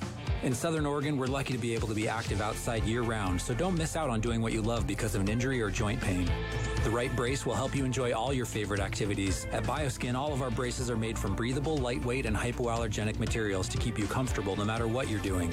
We have braces designed specifically for common problems including ankle sprains, meniscus damage, ligament tears, osteoarthritis, tendinitis, plantar fasciitis, and more. So if you're living with pain or an injury, even if you've tried another brace already, come visit the BioSkin store so we can help you find a solution. Open Monday through Saturday at 135 West Main in Medford. For more information, visit bioskin.com or call 541-203-9231.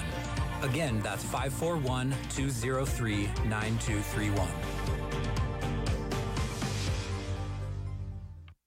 The bicycle kick in stoppage time. The walk-off blast to the upper deck. The Hail Mary that feels like it's never gonna come down. Just when you think sports can't get any more exciting, along comes Oregon Lottery Scoreboard. Now wager on pro sports right from your smartphone. Bet single games, over-unders, parlays, or even during the game with live wagering. Download the app and play your way with Scoreboard. Lottery games are based on chance and should be played for entertainment only, not investment purposes. Man, I love my kids so much. I once sat for 3 hours in the cold rain to watch her soccer team lose by 18 goals. I love my kids so much, I once used a tube to suck snot out of her stuffed nose at 3 a.m. You win. Love your kids? Love them enough to make sure they're in the right car seat. From toddlers to tweens, visit nhtsa.gov/the right seat to find the right seat for their age and size. Keep them safe. Visit nhtsa.gov/the right seat. Brought to you by the National Highway Traffic Safety Administration and the Ad Council. Morning side of the funny side with DA. Cousins changed his reputation a bit. Not completely, but it was a big step forward. You can't say he can't do it. That's exactly it, right? You can no longer point to, hey, it's Kirk Cousins at a big game, he won't get it done. Winning in New Orleans versus a 13-3 team in the postseason, making the kind of throws and plays he did, that's it. I'm sorry, Kirk. Clearly his best win ever. Yes. Not even close. DA, mornings 3 to 7 on 96.1, 580 The Game. People been saying to your friend, get a different face, and posting on their feed, they're super ugly. The things they say to them online are cruel and they're not true. So tell your friend, I'll stand up for you. Don't worry, I know what to do. Know someone being bullied online? You can be a witness and make a difference by letting the world know it isn't cool and by letting your friend know you care. Learn more at eyewitnessbullying.org. Brought to you by the Ad Council.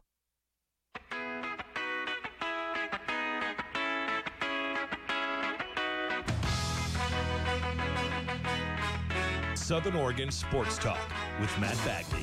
Talking local sports. Weekdays 4 to 6 p.m. on 96.1, 580 The Game.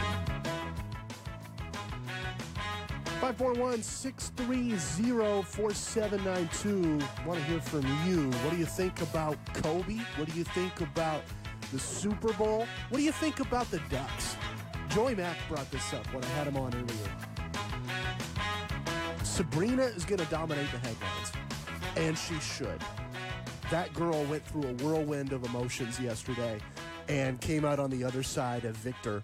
But Joey pointed out, if you don't focus on the big story yesterday, Kobe's death, and how that impacted a team that he loved as a fan, as a supporter, as a mentor, the Oregon women just swept a top 10 team.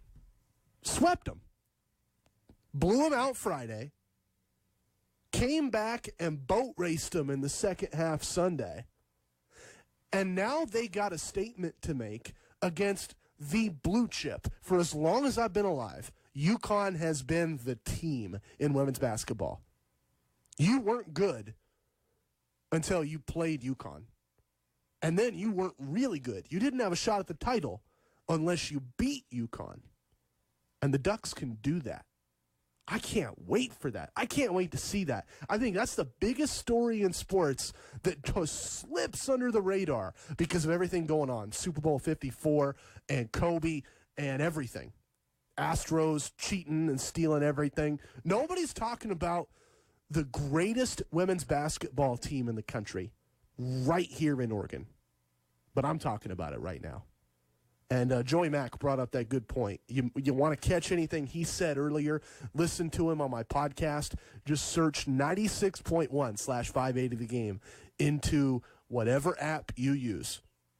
I use Podbean. I use Apple. You might use Google. You might use Spotify. You might use TuneIn or Stitcher. Just search 96.1/580 The Game, and you get to hear that great conversation last hour with the voice of the Ducks. Want to talk about that tonight. Also want to get you prop bets because I asked this question earlier. If you're a Niner fan, you know who you're rooting for. If you're a Chiefs fan, you know who you're rooting for. But if you're a Raider fan or a Seahawk fan or you're a Packer fan and they just got crushed in the NFC title game, or you are a Titan fan or you're an Oregon fan that follows the Titans because, well, you know why. There's a lot of conflicting emotion going into the Super Bowl. It might be tough to know who to root for. In those kind of situations, I'll put $5 down. I'll play a couple prop bets and lean my loyalties that way. We'll get into that later on the show tonight.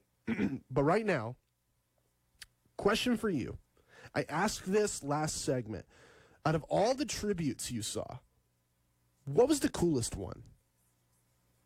For me, I think the best example of what Kobe meant to the game and what we're missing now and what we are going to mourn over the days ahead was displayed in San Antonio, where Greg Popovich has a loving, tearful embrace with DeMar DeRozan, one of his players, a guy who's been in the league for forever and played against Kobe. And remember, Popovich has coached against Kobe and coached Kobe. An assistant coach on Team USA when they win gold every 4 years. Kobe's a key part of that. But also the head coach of a team that has battled the Lakers for over a decade. Every year in the playoffs, every year late in the year, battling for playoff positioning. Greg Popovich versus the Lakers. And those two guys are bereft yesterday. Heartbroken yesterday. Because they loved Kobe the competitor. This is a thing. Like, how many guys that you hate earn your respect? As a diehard Oakland Raider fan, my list is small, but Phillip Rivers is on that list. He's loud. He was whiny early in his NFL career. He has a lot of kids. Everybody makes fun of him for that, like that's some sort of bad thing. But there are a lot of things to make fun of Phillip Rivers for. But he earned my respect because every time Phillip Rivers went into Oakland, even if the Chargers didn't win, Raiders beat them a lot of times, Phillip Rivers would still beat us. Phillip Rivers would still tear it up. 300 yards, tons of touchdowns. Every single time, he just earned your respect. Baseball. I know there's Red Sox fans here in the Valley. That team is popular nationwide. You hate the Yankees. You hate those pinstripes. I guarantee you respect Derek Jeter. I have no doubt in my mind you respect Derek Jeter. He brought it in big games. He showed up when you hated that. You didn't want him to show up. You didn't want him to be clutch. He was always clutch. Same for Mariano Rivera. Same for a lot of guys in that rivalry, both sides. I know Yankee fans hate Manny. They hate Ortiz. They hate Pedro. Those guys showed up in big games. You hated them, you respected them because they competed. And Kobe is that way. There's no reason for Greg Popovich to love that guy. No reason for Greg Popovich to cry like he cried last night on national television. But he respected and loved the competitor that was Kobe Bryant. 541-630-4792. I just got a text that came in over the line. There have been a lot of awesome, and it's loading, a lot of awesome tributes. And besides the entire show Jim Rome did today, I like the tribute they did in the Philippines. Oh, yeah. And the quote from Sean Grandy, a broadcaster for the Celtics, yes. Grandy basically said this, and the Celtics can say this. He grew up a Celtics fan. He grew up a Laker hater. And he said, of all the times Kobe Bryant has made me cry, this is the worst. I didn't want to cry over Kobe Bryant today. I thought that was done. I thought that was gone. You love basketball. I love basketball.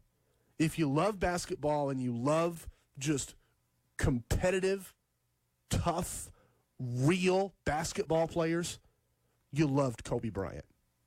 Even if you hated the Lakers, even if you hated his game, you respected his grind.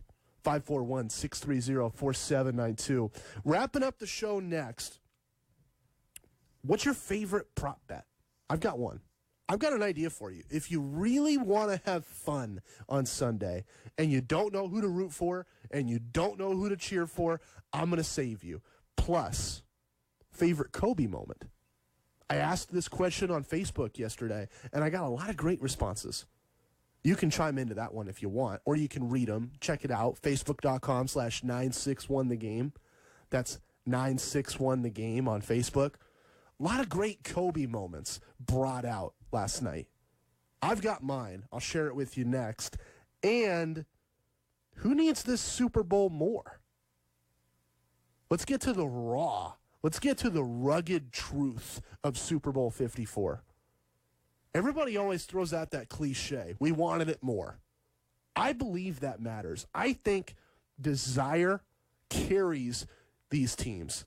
And I want to know who's got the bigger desire. Who wants it more? Sounds silly, sounds tacky.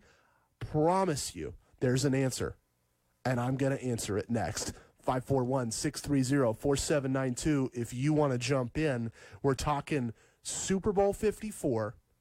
We're talking Kobe.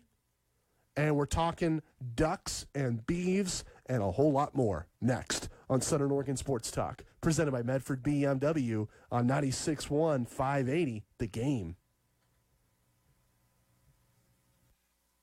At MasterBrand, we don't just make cabinets. We offer opportunities to grow, to learn, and to make a difference in your company, your community, and your world. And you'll be recognized and rewarded for doing it. Our employees are our most important asset, and we provide competitive compensation with $15.80 an hour starting wages and a second shift differential premium of 80 cents an hour, along with a comprehensive benefits package, including medical, dental, vision, life, and more, including health and retirement savings plans, and a stock purchase program to help secure financial protection and peace of mind. When you join MasterBrand, you're part of something bigger. We stay competitive and provide support to keep our employees and their families healthy, physically, emotionally, and financially. MasterBrand builds employee opportunity, purpose, and reward into everything we do. If you have experience or you think you'd be a good fit for a fast-paced manufacturing environment, and if you are ready to begin making your dreams come true, apply today at masterbrand.com. Did you know that New Stage Collision is the only Mercedes-Benz certified collision center between Portland and Sacramento? That says a lot, because not just any shop can become one. They've made the significant commitments to the quality and service required to receive this level of recognition. And you can be sure that New Stage Collision offers only genuine Mercedes-Benz replacement parts and uses approved tools and paints. And their technicians are up to date with the latest skills and training, so you can get the manufacturer-approved repair methods that help ensure the structural integrity of your car is restored to pre-loss condition. For Mercedes-Benz and all makes and models, call New Stage Collision at 772-2127.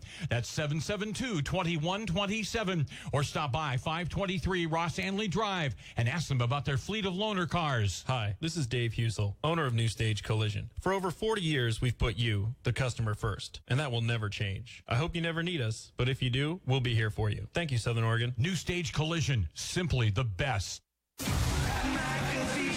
So when it came out this weekend that Jerry was actually trying to fire Jason Garrett, and Jason Garrett was begging for his job, possibly crying, I can't believe that was actually happening. Now, granted, I would beg for my job, too, if I was the head coach of the Dallas Cowboys and I'd been mediocre for 9 years and they're paying me a lot of money. I don't judge Jason Garrett for that. Just the fact, though, that it does happen exactly how we thought it would potentially happen is very hilarious. The Pat McAfee Show. Mornings at 7 on The Game. There are many sounds in your daily life. Ones that make you smile. Ones that help you relax. And there are some sounds that can help save lives. Wireless emergency alerts, now on many mobile devices, use a unique sound and vibration to bring you critical information about emergencies in your area. With updates from local sources you know and trust, you can be in the know wherever you are. Learn more at ready.gov/alerts. Brought to you by FEMA and the Ad Council. Southern Oregon Sports Talk with Matt Bagley. Talking local sports. Weekdays 4 to 6 p.m. on 96.1 580 The Game. 541-630-4792. That's my text line, and that's where I get your input every night for 2 hours right here. Got a really funny text earlier. I was asking you about prop bets because I think if you don't want to root for the Chiefs, you're a Raider fan or an old school Seahawk fan, or you don't want to root for the Niners for the same reasons, Raider fan, Seahawk fan of any age, could be a Packer fan, could be a Cowboy fan, could be an old school New York Giant fan, and you got a lot of reasons to hate that Niner team. A lot of reasons to hate that Niner team. Could be a Patriots fan that's sour because your starting quarterback is playing burgundy and gold right now. A lot of people might hate that Niner team. You don't want to root for them, and you're torn. Who do you root for? More like, what do you root for? I wanted to throw out some prop bets, and somebody texted me. 541-630-4792 is the number to reach me. They said, Matt, did you see the prop bet of Kyle Shanahan blowing another 28-3 lead? Now, there's a lot to unwrap here. I think that is the funniest thing I've read all week. Kyle Shanahan was the offensive coordinator of that Falcons team that choked up 28-3 in the Super Bowl. He was calling the plays. He was running the offense that quit on a 28-3 lead in the biggest game of their lives. And there's a chance he does it again. A small chance. I don't think it's a likely chance. I don't think there's any way that happens again. But you can bet on it. It might be fun. Like the thing with prop bets, who cares if it really happens? You can bet on whether or not a team goes to overtime. You can bet on whether the first score of the game is a safety or how long the national anthem is. None of it matters, but it's fun. And when you don't know who to root for and you don't have a team to pick in the fight, you just want to have fun.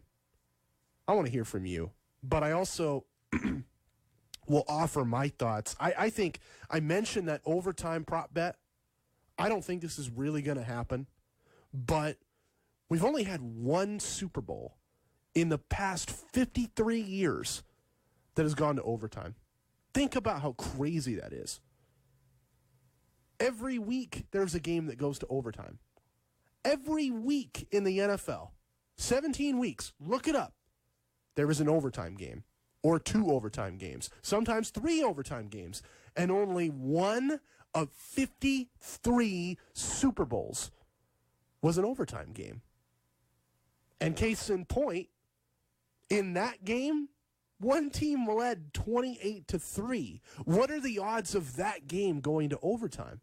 What I'm saying is, what the math suggests is that we should have more overtime games in the Super Bowl. It's bound to happen again. Why not between one of the most efficient offenses ever, San Francisco? They can throw the ball dynamically because Jimmy G, he's smart. And Kyle Shanahan is even smarter, and they are drawing up great plays. but they also run the ball like a textbook. They run the ball like they are putting on a clinic. They run the ball like they are a university course in run blocking. Offensive linemen at North Medford High, South Medford High, Crater, Ashland, Eagle Point. I know your coaches, and I know your coaches are bugging you about watching that Niner game film. That team put on a clinic against the Packers. That team is efficient. And Kansas City, they are dynamic. Fastest 2 receivers in football, best tight end in the game, best quarterback to boot, and a coach that draws up awesome plays and has a wealth of experience that'll pay dividends on the big stage. Why can't this game go to overtime? That's the prop bet that I'm rooting for this week. 541-630-4792. Got a couple minutes left. I want to wrap up with some other questions. Kobe, if we can take away one thing from his career, what is it? I'll get to that at the end of the show. But I also asked you for my favorite Kobe moment. And I got a lot of great responses on our Facebook page last night, 96.1/580 The Game. One guy pointed out that series against the Celtics where he shoots 6 for 24 in Game 7. Not great. Not Hall of Fame numbers by any standard. But sometimes in basketball, you just got to shoot through a slump. He shot through the slump. And he played tough, and he played ferocious, and he shut them down defensively. And he won a title. Sometimes it's not pretty. I talked about this last hour. A whole lot of people want to be a play-by-play broadcaster.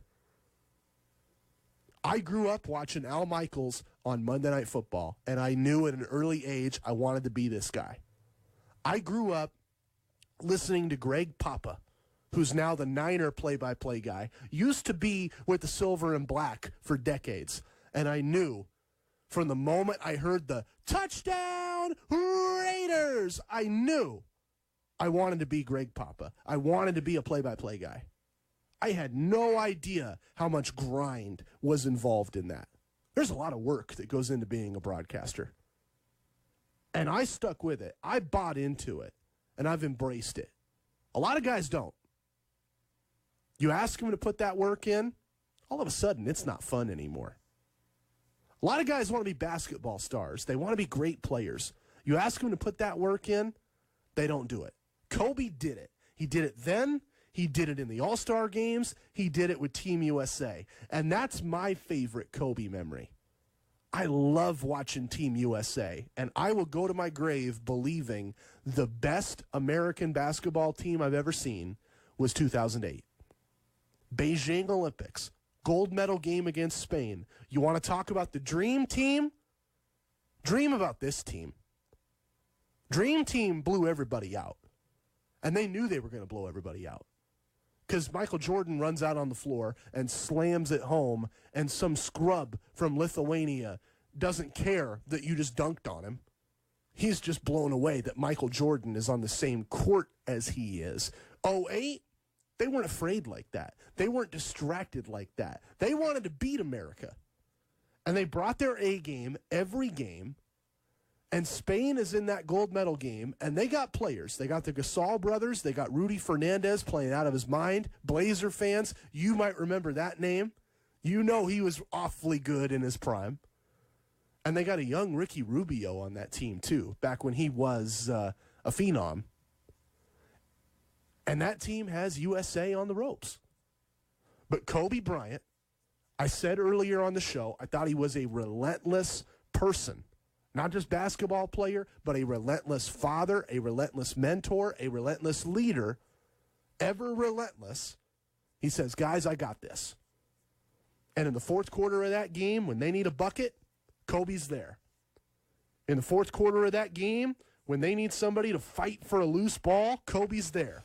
Fourth quarter of that game, when they need relentlessness, they go to Kobe. And he lifts up Team USA, and they beat Spain, and they win the gold. That is my favorite memory, and that is the man I will miss. Big story yesterday.